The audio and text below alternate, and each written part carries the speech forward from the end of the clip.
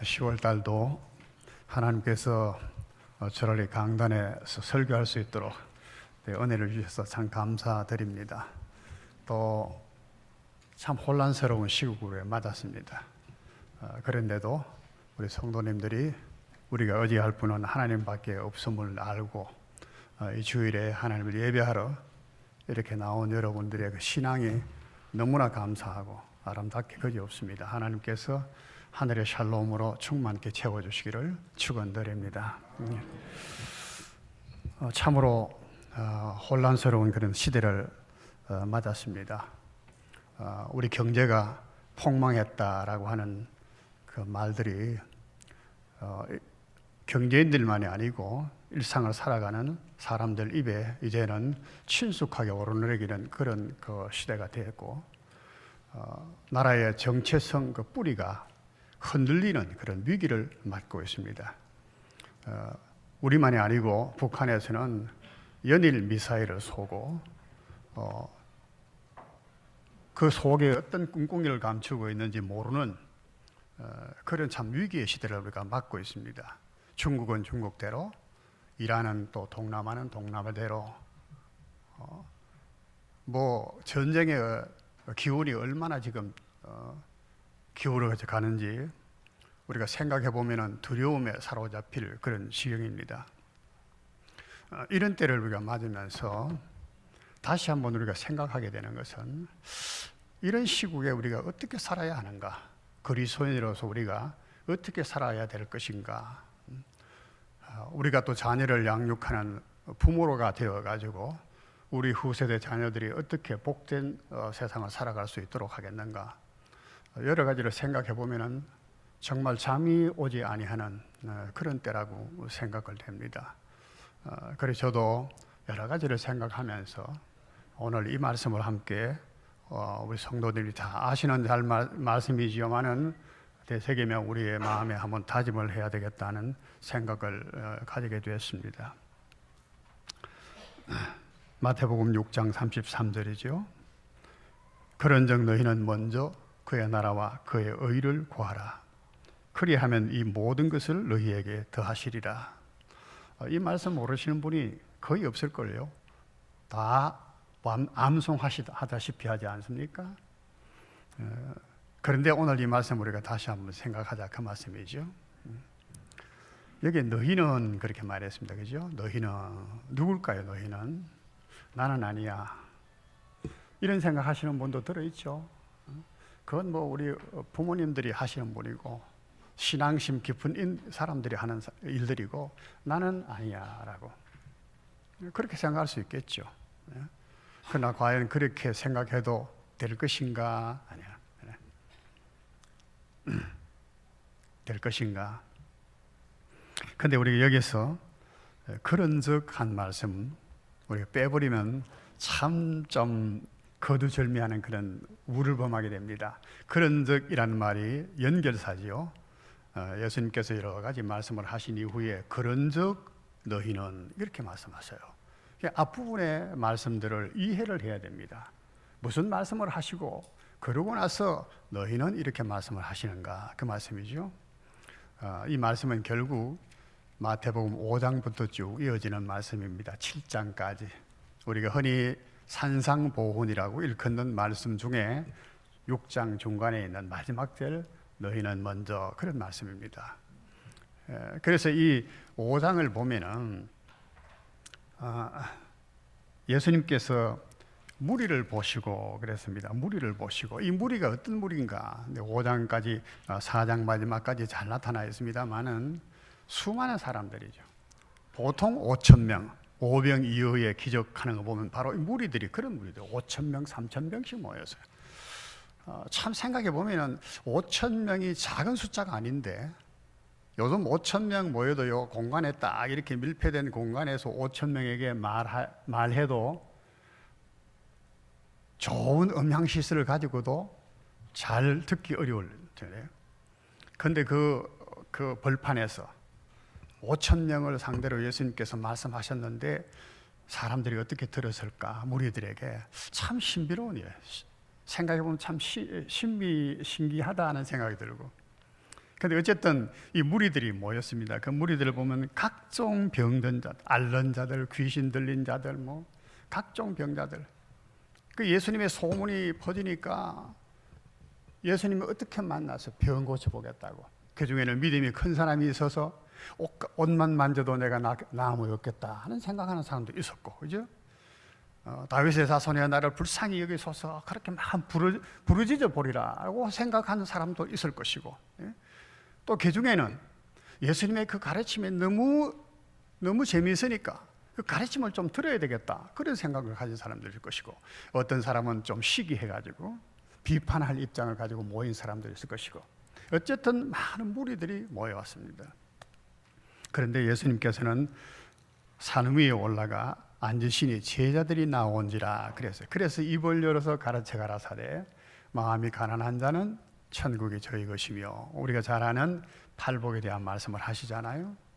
여기에 보면은 그러면서 오늘 너희는 그렇게 말씀하셨어요. 너희는 누굴까요? 너희는 5,000명이나 될 만한 그런 무리들인가요? 아니면 예수님께 나온 제자들인가요? 제자들을 말씀하시는 건가요? 아니면 오늘 이 말씀을 듣는 여러분과 나인가요?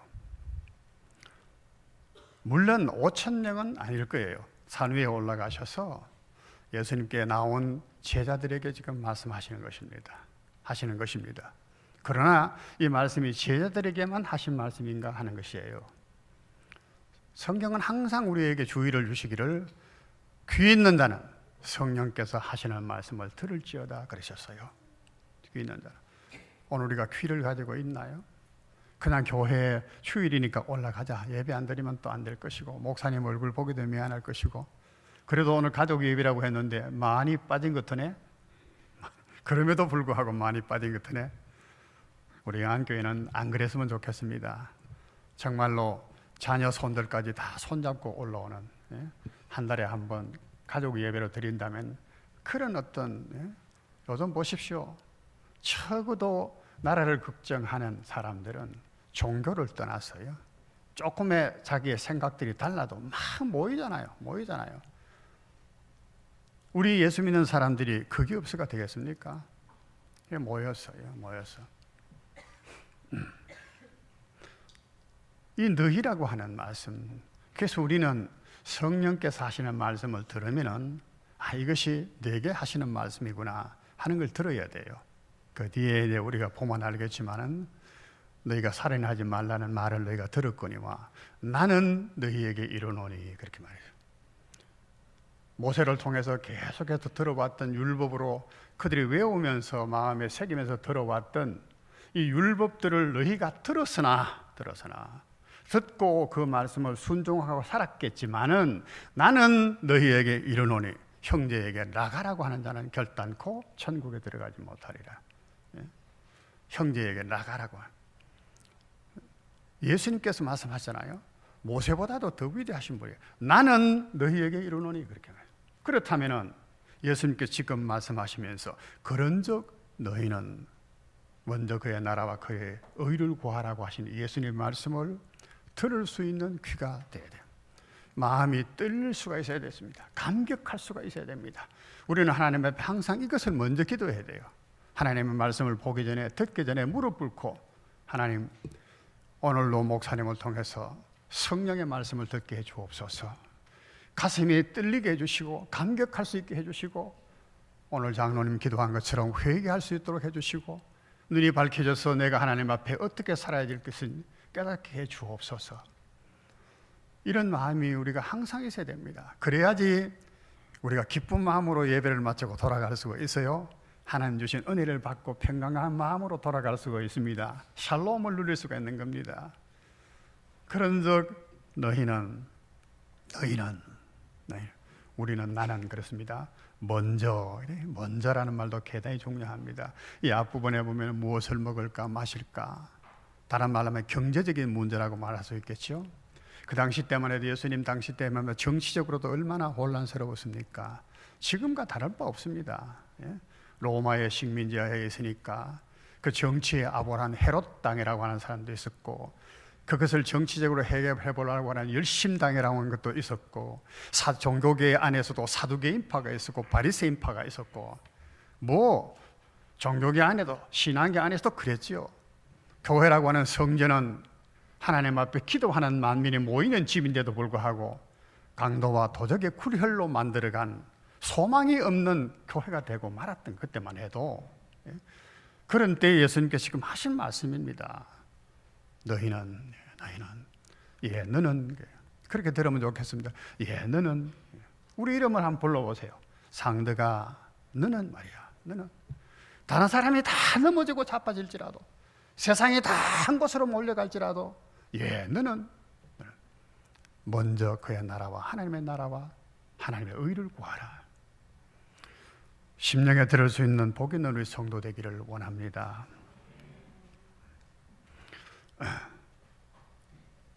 어떤 분들은 이 마태복음과 5장에서 7장까지 이 산상수훈 또는 산상보훈이라고 말하죠. 뭐 그리 어려운 말인가 아니에요. 숫자는 수훈이라고 하는 것은 베푼다는 뜻입니다. 산상에서 예수님께서 산 위에 올라서 지금 말씀하시니까 산 위에서 베푸르신 훈, 가르칠 훈자고, 또 훈계 교훈한다고 하는 훈자이기도 하고, 훈자, 훈민정음할 때 그 훈자거든요. 수훈, 예수님께서 산 위에서 그 제자들에게 베풀어 주신, 가르쳐 주신, 교훈하신 그런 말씀이다. 그것이 너무나 귀한 말씀이기 때문에 보훈, 보배와 같은 말씀이다 해서 산상보훈이라고도 부르는 말씀입니다.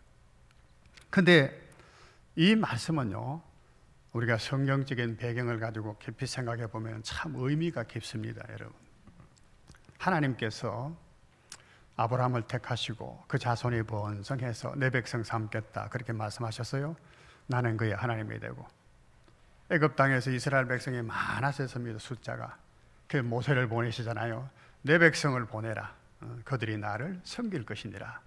너무 멋진 말씀이죠. 하나님은 딱 이미 다 하나님 백성 다 예정해 놓으셨잖아요. 내 백성을 보내라. 그 백성들은 아직도 하나님 잘 모르고 있었어요, 실제로. 그러나 하나님은 그 백성을 잊지 않습니다. 내 백성을 보내라. 그들이 나를 섬길 것이다. 바로가 한거하지만은 하나님 그 끝내 굴복시키시고, 하나님이 어떠신 분인가를 이스라엘 백성들에게, 자기 백성들에게 가르쳐 보여시고, 그리고는 홍해를 건넜습니다. 홍해를. 말이 홍해를 건넜지요. 장자들이 죽는 죽음을 또 보게 하시고, 그 신의 산까지 이끌어 오셨어요. 그리고 그 웅장한 두려운 광경 속에서 하나님께서 십계명이라고 하는 득득다 율법을 주십니다. 내 백성과 나는 이런 관계다 것이죠. 내 백성은 이 율법을 지켜라. 너는 나 외에 다른 신을 두지 말라. 십계명을 쭉 하시잖아요. 여기에서 중요한 것은 하나님께서 그 백성을 앞세우시고 백성과 하나님과의 언약을, 그 법을 만드는 겁니다. 법을. 이 법을 만든다라고 하는 것은요, 나라가 구성되는 데 있어서 대단히 중요한 요소입니다. 우리가 제헌절이 있잖아요. 제헌절. 법을 만들고 그 다음에 건국일이 되는 것입니다. 법이 없으면 나라가 안 되는 거예요. 나라가 없습니다. 반드시 어떤 나라다 하더라도 법이 있게 돼요. 그리고는 하나님의 땅, 가나안의 땅이라고 하는 땅을 주십니다.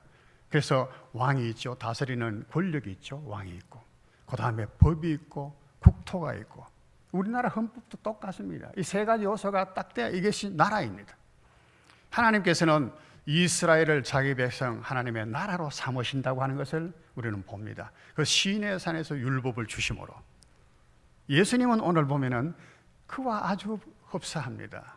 많은 무리들을 보시고 그 다음에 그 제자들을 불러시고 제자들에게 지금 이 율법을 말씀하시는 겁니다. 너희가 옛적으로부터 이 살인하지 말라, 간음하지 말라, 도둑질하지 말라 이런 율법을 들었지만 나는 너희에게 이르노니, 그죠? 나는. 예수님께서 그 법을 새롭게 하시는 거예요. 그 법을 폐하려고 하신 것이 아닙니다. 너희가 내가 율법을 폐하러 온 줄로 생각하지 말라 그렇게 말씀하셔야 돼요. 이 산상수훈 안에 다 들은 말씀이에요. 내가 율법을 폐하러 온 것이 아니요 온전하게 하려고 하는, 그 율법의 의미가 무엇인가를 내가 분명하게 온전하게 설명해 주러 왔다. 예수님께서 그렇게 말씀하시면서 나는 너희에게 이르노니, 이런 말씀이 계속해서 나요. 간음하지 말라 하는 말을 너희가 들었으나 나는 너희에게 이르노니, 이렇게 말씀하죠. 나는 너희에게 이르노니, 정말요 왕으로, 하나님의 왕으로, 하나님의 이스라엘의 하나의 왕국, 하나님의 나라의 왕으로서 그 백성들에게, 그 백성들의 대표가 되는 참모들 같아요. 그들에게 지금 율법을 주시는 겁니다. 나라가 지금 세워지는 거예요. 그래서 이 산상수훈을 사람들은 천국 대헌장이라고 이렇게 부르기도 하고 왕의 선언이라 이렇게 부르기도 합니다. 그래서 예수님께서 오늘 이 말씀을 하시는 거예요. 너희는 먼저 그의 나라와 그의 의를 구하라. 너희는 바로 하나님의 백성입니다. 하나님 나라의 백성입니다. 그렇기 때문에 너희는 먼저 그의 나라와 그의 의를 구해야 된다라고 말씀을 하십니다. 그런데 이 산상수훈에 주신 팔복에 관한 말씀이나 율법의 해석에 대한 말씀이나 그것들이 말하는 것이 무엇인가? 오늘 이 말씀 속에 다 포함되어 있는 거예요.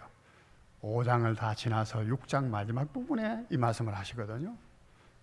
먼저 그의 나라와 그의 의, 그렇게 말씀하세요. 지금 예수님께서 지금 말씀하시는 것은 하나님의 나라에 대해서 말씀하시는 겁니다.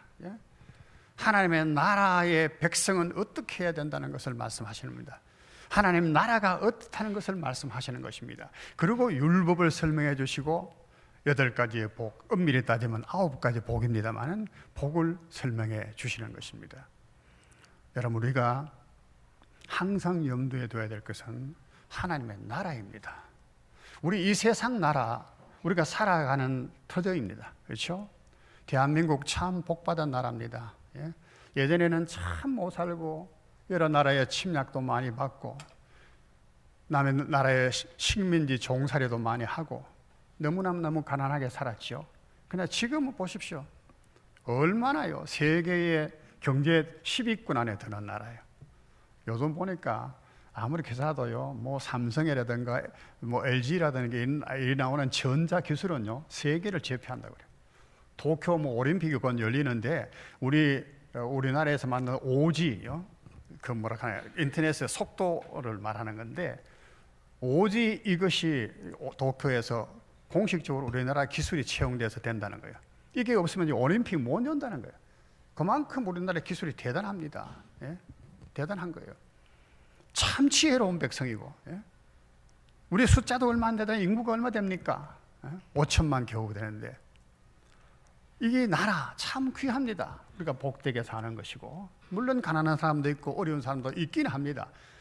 그러나 그것이 세상 나라예요. 이 세상 나라는 우리가 한 100년 살다 그만 가는 것입니다. 결국 우리가 궁극적으로 봐야 될 것은 하나님의 나라입니다. 하나님 나라.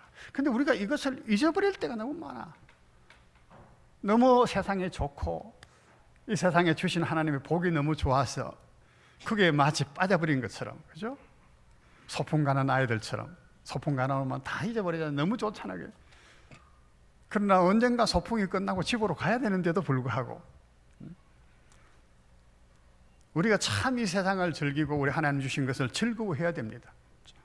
누릴 줄 알아야 되죠. 그거 빼앗기면 안 되겠죠. 그럼에도 불구하고 우리가 궁극적으로 봐야 될 것은 하나님의 나라라고 하는 것입니다.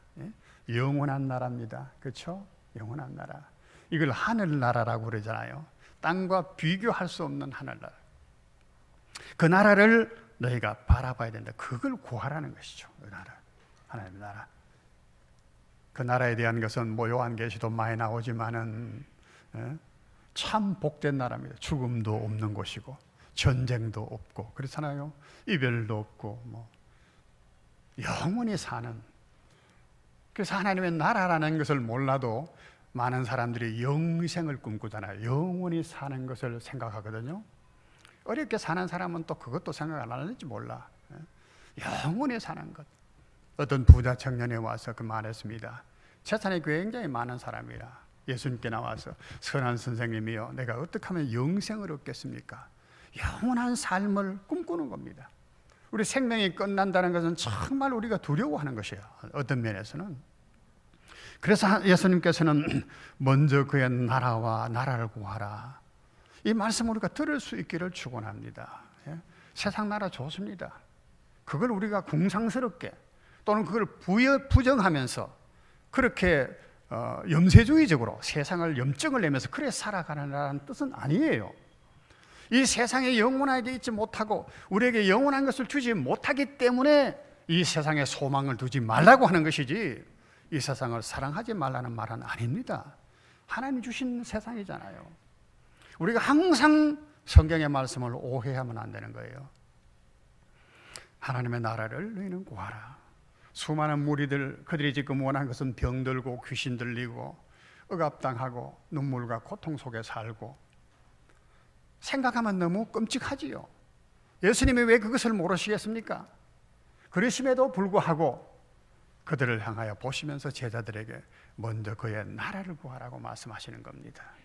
이 땅 위에서는 결코 완전한 것을 누릴 수가 없습니다. 우리가 그의 나라를 바라봐야 된다는 것입니다. 그 다음에 하신 말씀이 그의 의를 구하라는 것입니다. 하나님 나라의 핵심은요, 핵심은 의입니다. 그의 의, 하나님의 의라는 말입니다. 하나님의 의.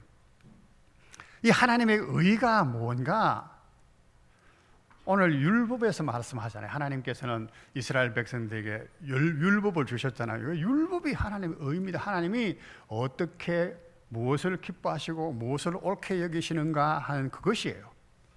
의라는 말은 옳다는 말이거든요. righteousness, justice, 영어로는 그렇게 번역을 합니다. 옳은 것, 정의로운 것, 그걸 말합니다. 의. 근데 이 하나님의 의라고 하는 것은 사람들이 생각하는 의하고는 많이 달라요. 우리가 생각하겠지만은 너희 의가 서기관들과 바리새인의 의보다 낫지 아니하면은 결단코 천국에 들어갈 수 없다라고 말씀을 하십니다. 5장 이제 10절에도 그 말씀이 있고 또 20절에도 그 말씀이 있죠. 너희 의가 바리새인들과 서기관의 의보다도 더 낫지 아니하면은, 이 바리새인들의 의가 어떤 것인가 여러분 아시죠? 그들은 철저하게 하나님 앞에 11조를 드리는데 박하와 회향의 11조를 드렸다. 박하, 이거 식물이에요, 식물. 채소, 다 쉽게 말하면 시장에서 채소로 팔아가지고 거기서 얻은 수익금의 11조까지도 드렸다. 보잘것없는 것이죠. 보잘것없는 것이에요. 근데 그것까지도 하나님 앞에 드렸다는 거예요.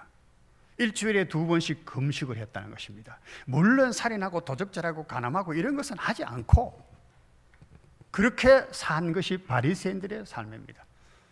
얼마나 철저하게 살았든지 안식일에는 일하지 말라는 말씀을 따라서 5리 이상을 하여튼 걷지를 않았다니까.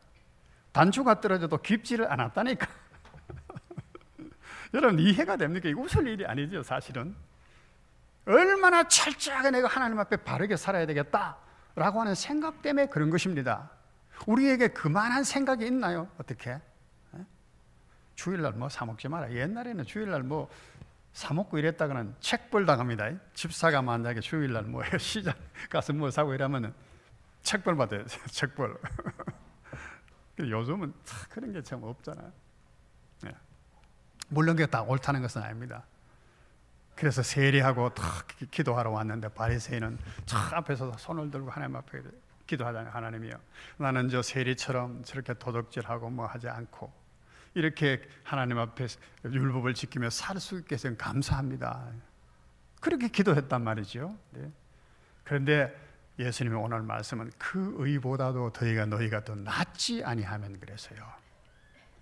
우리가 바리새인 의보다 더 낫습니까? 낫습니까? 다 더 낫습니다.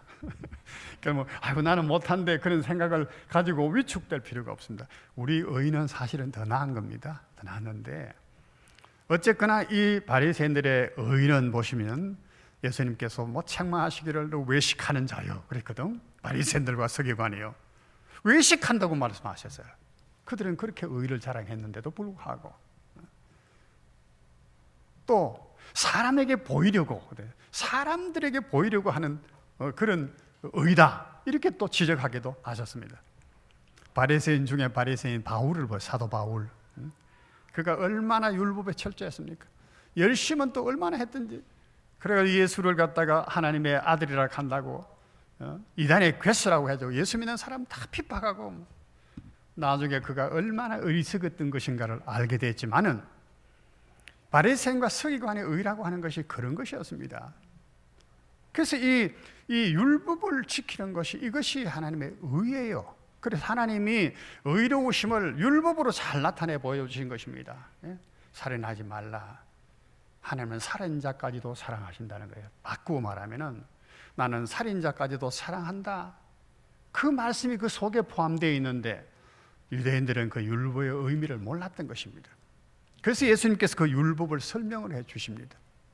그러면서 먼저 하신 말씀은 심령이 가난한 자는 복이 있나니, 천국의 백성이 어떤 자인 것을 보여주신 것입니다. 애통하는 자는 복이 있나니 저희가 위로를 받을 것이요. 하나님의 기뻐하시는 것이 뭔가를 먼저 보여주신 거예요. 그리고는 너희가 지키는 율법이 어떤 것인가를 설명해 가는 겁니다.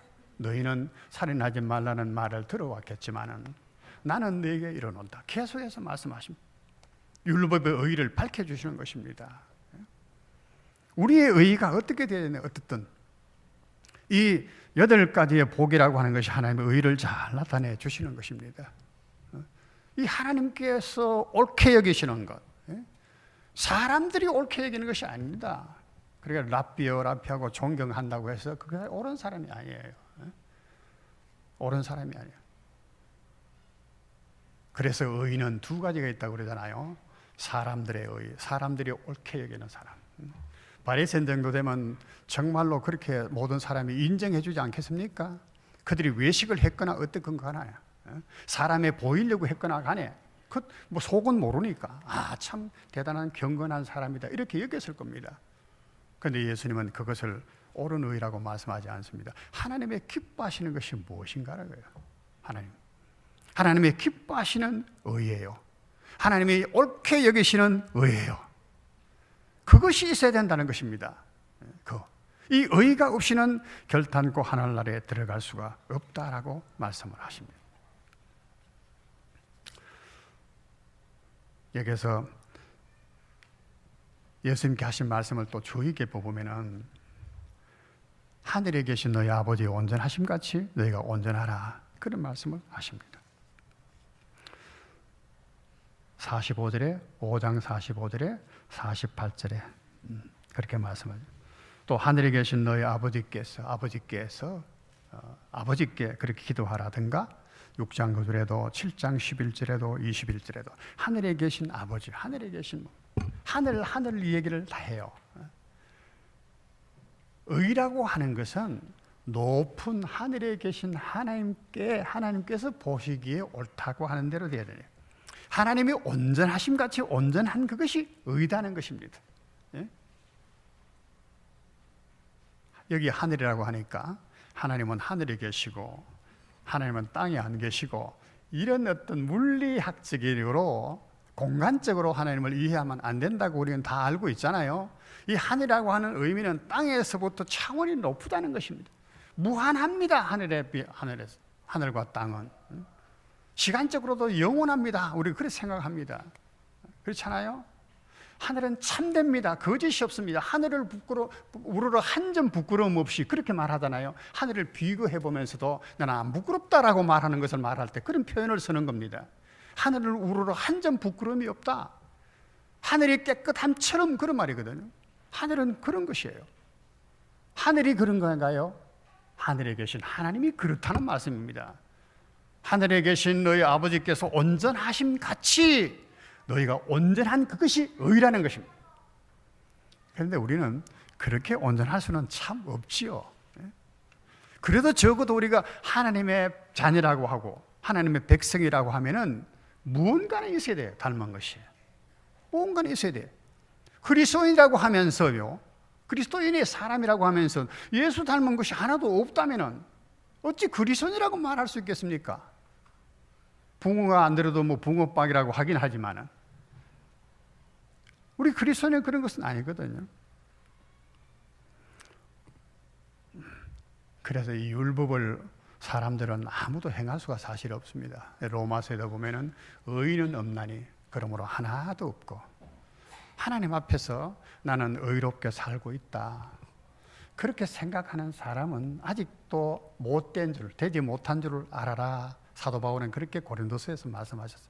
우리가 뭔가 된 줄 알거든, 생각하거든 아직도 한참 멀었다는 것을 알라고 그렇게 말씀하셨어요. 우리 가운데 그런 사람 참 많거든요. 보면 참 불쌍하고 답답고 어리석고 그런 것을 보게 됩니다.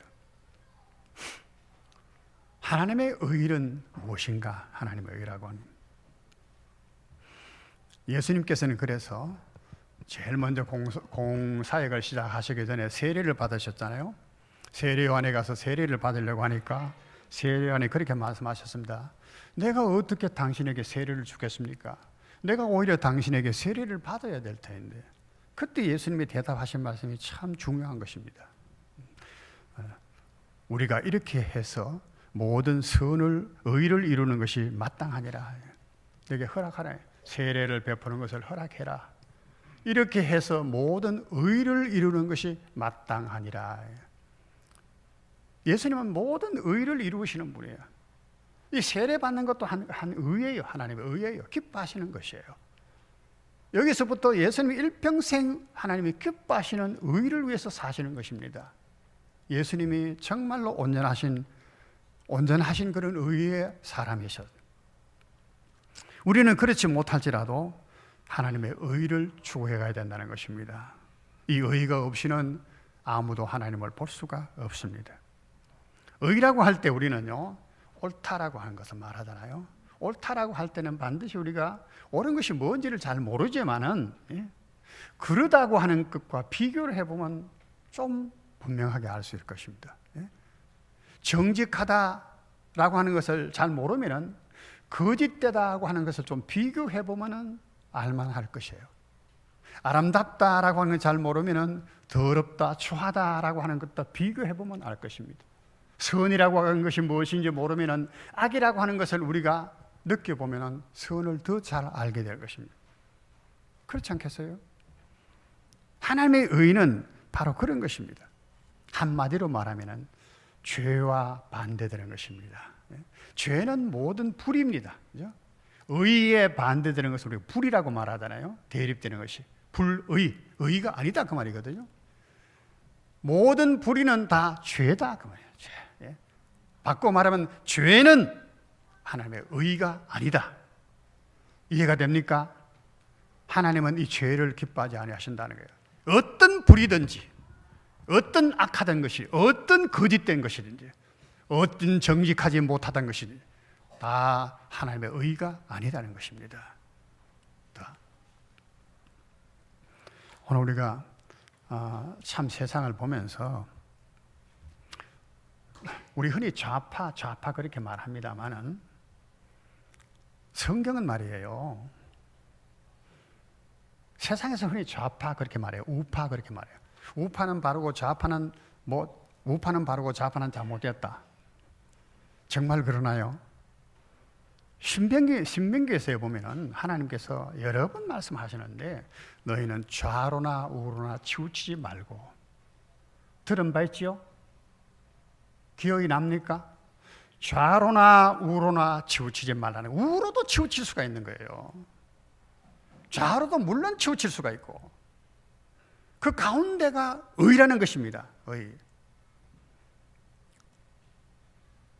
어떤 청년이 예수님께 나와서 선한 선생님이여, 당신은 선하신 분이니까 영생의 길을 알지 않겠습니까? 내가 어떻게 영생을 얻겠습니까? 예수님이 탁 질문하신 것이 네가 어떻게 나를 선하다고 하느냐. 네가 무슨 생각으로 무슨 관점으로 나를 선하지 않다 판단하느냐? 그렇게 물어요. 네가 그런 판단할 지식이 있느냐? 능력이 있느냐? 선하신 분은 하나님 한 분밖에 없다 그래서요. 그래서 선악과를 먹지 말라고 하시면은 그것이 선인 것입니다. 우리의 지각에 미치지 못하는 것을 생각하지 않고 하나님이 우리가 하나님처럼 되는 것을 시기해서 선악을 먹지 말라고 한다고 하는 사탄의 꾀에 빠졌다 그 말이에요. 아담이.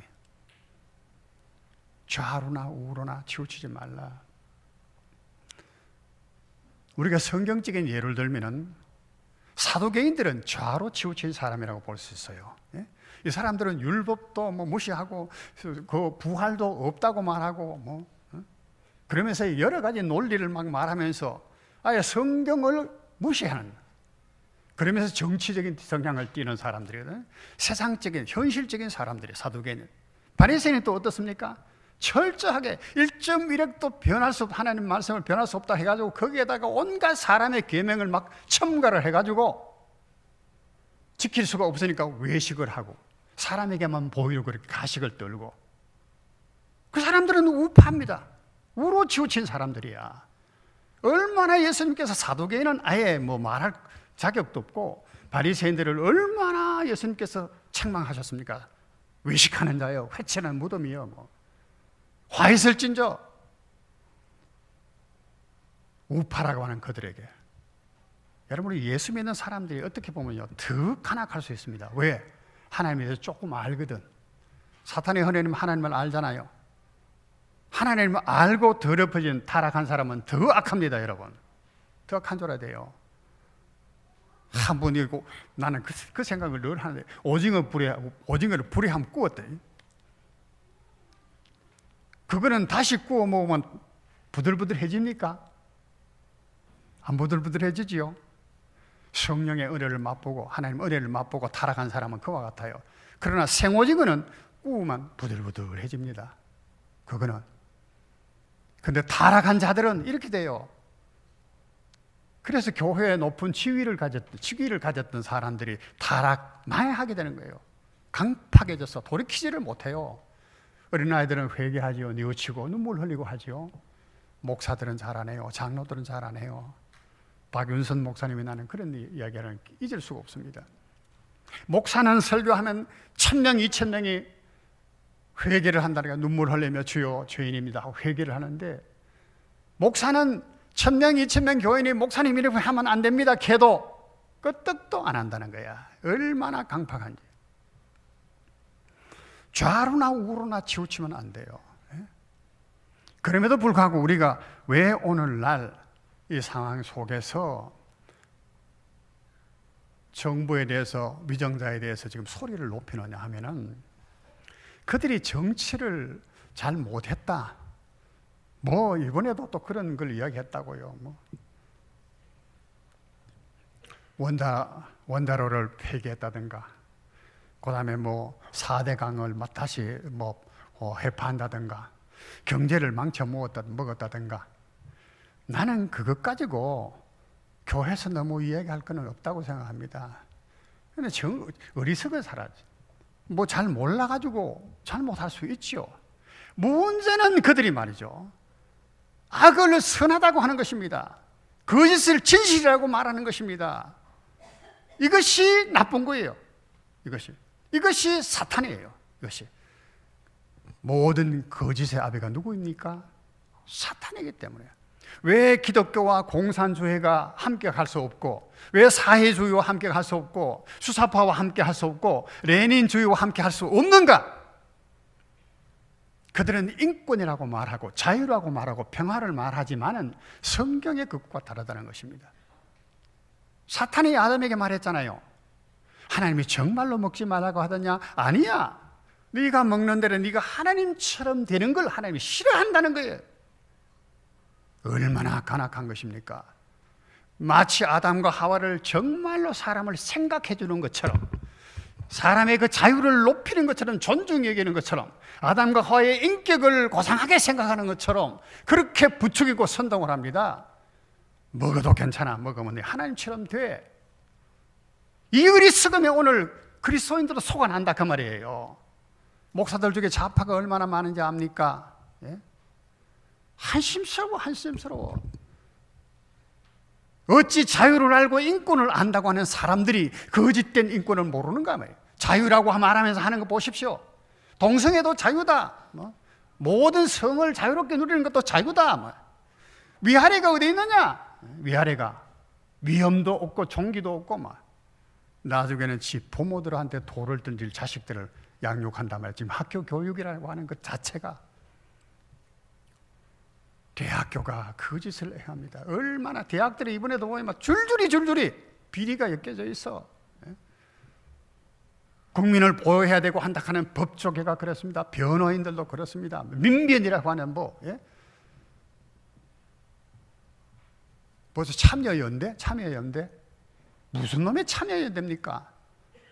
허울만 다 인권이라고 하는 걸 드러내고 자유라고 하는 걸 드러내고 평화라고 하는 것을 드러내놓고 실제로는 거짓을 하는 것입니다.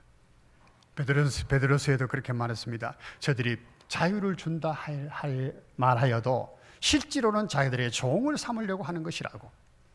우리가 하나님의 말씀을 모르면 말이죠, 이걸 몰라요.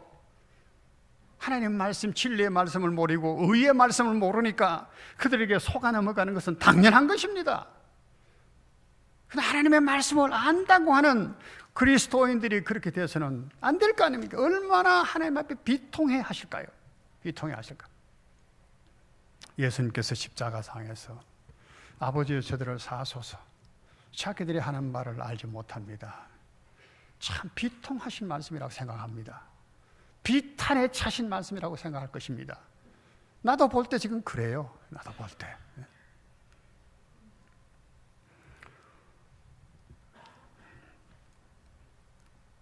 이 사탄은 에베소서의 말씀에 보면 통치자들과 권세자들과 이 어둠의 세상의 주관자들을 이용한다는 겁니다.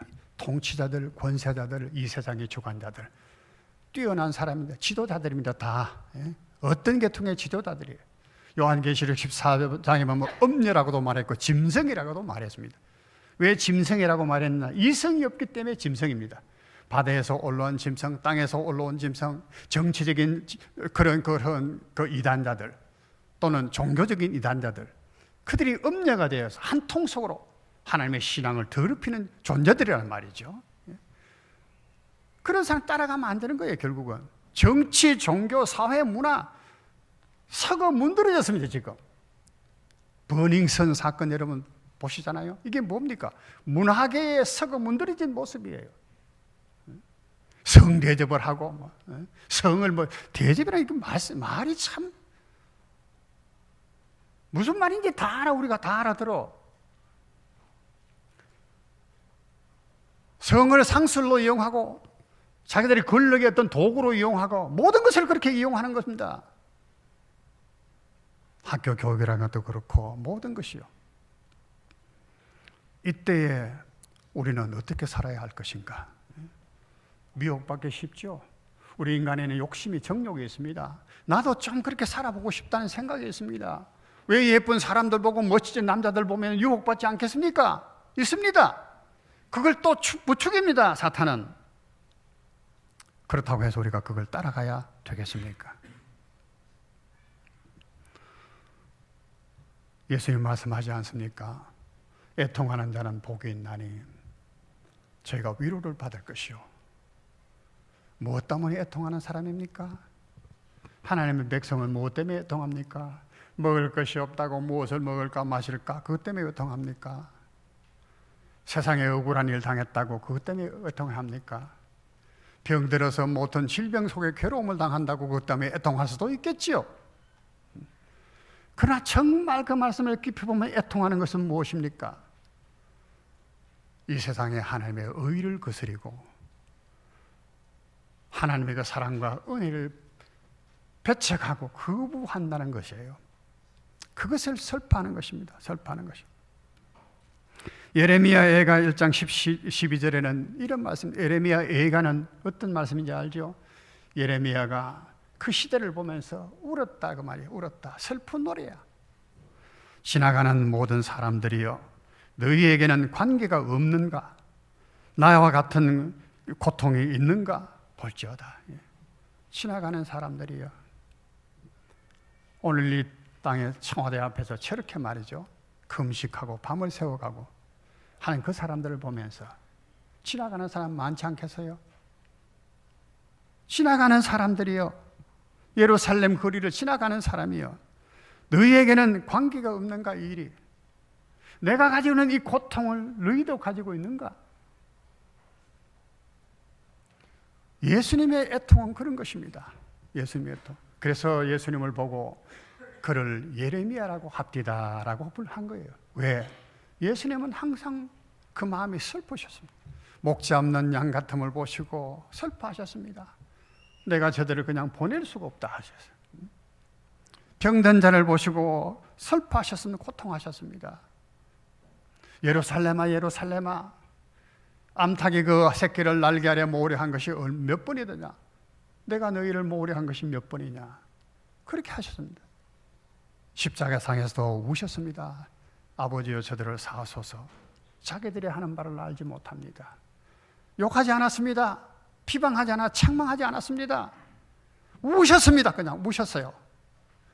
예레미야가 그렇습니다. 나와 같은 애통이 너희에게도 있는가 보라. 이것이 하나님의 백성의 모습입니다. 이것이 하나님의 의예요. 하나님이 기뻐하시는 것이에요. 다윗을 보시고는 내 마음에 드는 사람이다.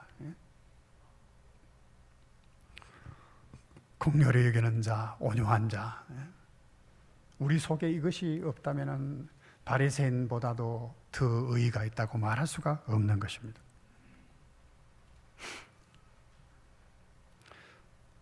말씀을 맺으려고 합니다. 우리는 이 어둠의 시대를 살아가면서 말씀과 지혜로서, 말씀과 기도로서 지혜를 얻어야 될 것입니다. 그리고 사탄의 계계를 분명히 알고 그것을 물리치고 대적하여 쓸 수 있어야 합니다. 유다서의 15절에 그렇게 말씀하셨습니다. 거기에 보면 모든 경건에 대한 이야기를 하세요. 유다서 떴네요. 한번 같이 한번 읽어볼까요?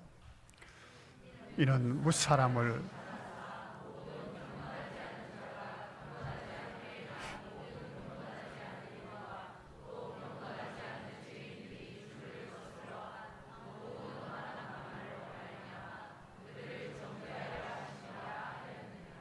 여기에 많이 나오는 말씀이 거듭거듭 나온 말씀이 있죠. 뭔가요? 모든 것인과 더불어서 경건이라고 하는 것입니다. 경건은 하나님 앞에 사는 사람의 자세입니다. 하나님 앞에 우리가 딱 설 때 어떤 자세를 취할 것일까요? 정말로 그것이 경건이에요. 경건치 않게 행하는 모든 경건한 자들이 경건치 않게 행한 경건치 않은 말이나 경건치 않은 행동이나 모든 것에서 하나님의 심판을 하신다. 그러니까 우리가 이 악을 버려야 돼요. 악을. 어떤 불의 위에 우리가 우리 인생을 설계하려고 세우려고 하면 안 됩니다. 예레미야서 22장 13절, 하박국서 2장 11절 13절도 우리 함께 보겠습니다. 예레미야서 22장 13절 한번 읽어볼까요? 불의로 그 집을 세우며 부정하게 그 타락을 자기의 이익을 고용하고 그의 품삯을 주지 아니하는 자에게는 화 있을진저. 또 하박국서 2장 12절 13절 말씀입니다.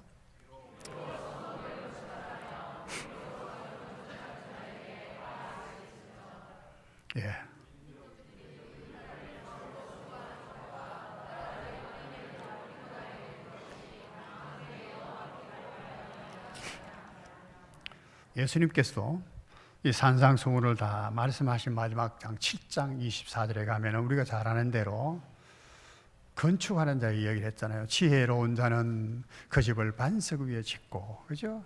어리석은 자는 모래 위에 짓고, 이 말씀이 예레미야서인 하박국서에 불의 위에 세우지 말라는 것입니다.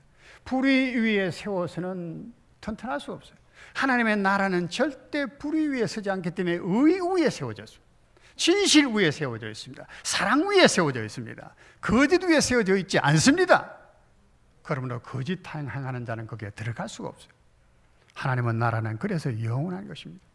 이 말을 듣고 모래 위에 집에 짓는 사람처럼 짓지 말라는 것입니다. 이 말씀을 듣는 사고 행하는 사람은 바로 의의 위에 세우는 집 짓는 사람이래요. 결국 가면 결론은 그 말씀으로 가거든요. 모래 위에 집 짓지 마라. 인간의 사상이나 인간의 생각이나 철학이나 이 세상의 관점 위에 집을 지으려고 하지 마라. 그것 때문에 출세하려고 하지 마라. 무너진다. 두 번째로는 우리는 팔복에 가르쳐주신 심령으로 살자는 것입니다. 하나님의 백성의 마음은 그렇습니다. 심령이 가난해야 됩니다. 나는 이만하면 안 돼서 누가 요한계시록 요즘 목사님 강의를 하시던데, 부하다고 생각한 교회가 있었죠. 나는 부하다, 모자람이 없다, 먹을 것도 있고 입을 것도 있고 어리석은 부자처럼 내 영혼아 먹고 마시고 즐기다 풍족하게 있지 아니하냐. 이 어리석은 자여, 이 어리석은 자여. 여러분, 우리는 하나님 앞에 정말로 가난하게 그지없는 거예요. 천국에서 누릴 것에 비하면 너무나 가난한 거예요. 하나님은 우리 천국의 풍성한 것을 얻기를 원합니다. 우리는 의도 너무나 부족합니다. 그래서 가난함을 느끼고 그 죄를 범하는 불의한 자들을 보면 애통하고 미워하는 것보다도요, 대통령 막 욕하고 마음에 막 상처가 나고 욕도 한면 생각하면 불쌍해요. 불쌍해요. 저것과 뽑아놔놓고는 뭐. 팔복의 심령한 가난을 가지고 세 번째로 우리가 가질 것은요, 우리의 의를 하나님께 돌려드리자. 욥기서 36장에 보면 그 말씀이 나옵니다. 나는 내게 주신 의를 돌려드리리라. 하나님께서 우리에게 주신 은혜들입니다. 다윗처럼.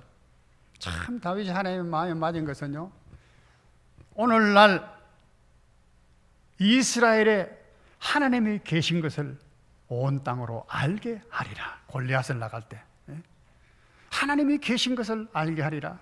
여러분, 우리가 말과 행동, 삶 속에서 하나님이 계신 것을 알게 합니까? 전도 꼭 하는 것이 아니라, 예수 믿으세요, 전도하는 것이 아니라 삶의 속에서, 말이나 행동 속에서 이스라엘에 하나님이 계신 것을 알게 하시는가, 그 말이에요. 은과 금은 내게 없거니와 내게 있는 것을 네게 주노라. 예수님의 그보다도 더 귀하다고 하는 것을 나타내 보일 수 있는 그 예수님이 내 속에 있는가, 그 말이에요. 내 속에 있는가. 이걸 우리가 가슴치며 하나님의 긍휼을 구해야 된단 말이죠. 자녀들을 생각하면서, 우리가 이 나라를 위하면서, 여러분 지금도 청와대 앞에서 차가운 아스팔트 위에 그 담요 한 장 덮으며 밤을 새우며 기도하는 사람이 있습니다.